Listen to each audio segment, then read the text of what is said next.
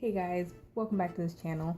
For this week's theme, we are doing story times, and I sadly have never been kidnapped by my Uber, almost kidnapped by my Uber, had a stalker, or nearly died, so I had to dig really deep to find out, hey, what can I talk about that's fairly interesting that's happened to me in my 14 years of living. So I decided to talk about the times that I've been to the emergency room a total of 3 times from what I can remember. The time that I'm going to talk about is how I lost my 2 front teeth, which involved me going to the emergency room because of how I lost it.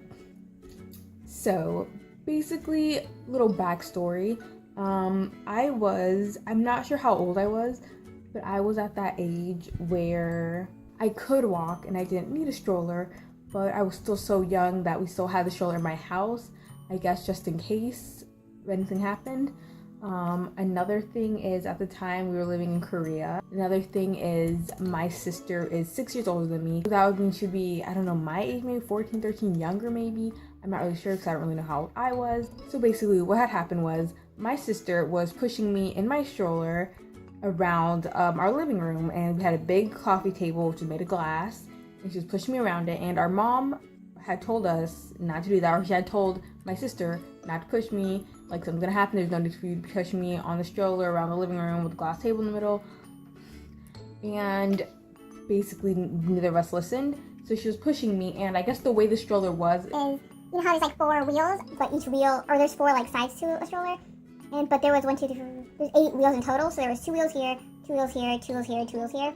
And since the wheels are like this, I guess what happened was my foot got caught in between those 2 wheels, and I went flying forward, and I ended up hitting my teeth into the glass table. My 2 front teeth had gone inside my gums, so obviously I'm like crying, my sister's like panicking, my mom's panicking, we don't know what to do. We go to the emergency room because like where else do you go in a time like that? Basically they said that they couldn't do anything.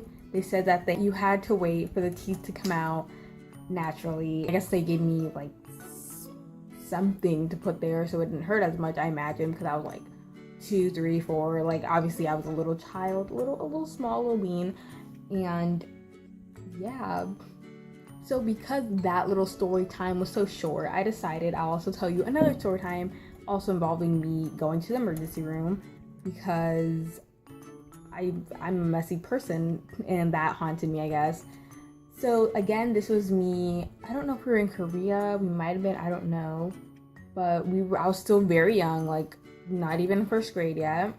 And what had happened was, I guess had bunk beds, and the bottom part of the bunk bed were like drawers that you can open and close.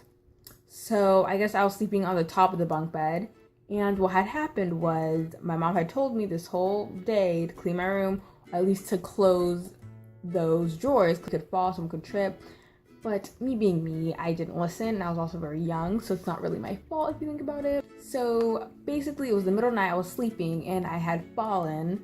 I'm not sure how I fell, but I did. I fell. I guess there weren't any bars because I guess I was at the age I didn't need bars or something. I don't know. But I had fallen and I had hit my head on the edge of the drawer. So obviously everyone's panicking. I'm crying again. No, I don't think we went to the emergency room right away because it was like 3 in the morning. Maybe we did. I don't remember exactly.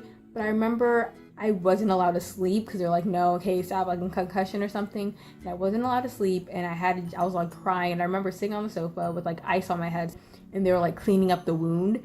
And actually up until 13, 12, I had this bump on my head, and it obviously got smaller throughout the years, but for literally over like 7 years, I had a bump in my head from when that happened. Now, I don't think I have it anymore. Thankfully, it went down.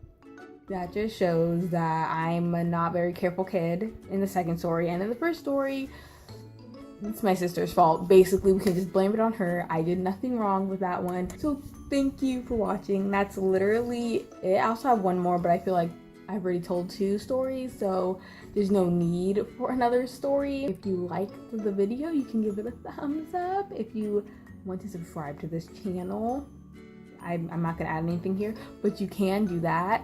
that would be great. Yeah, that's it. I do outro still. Bye.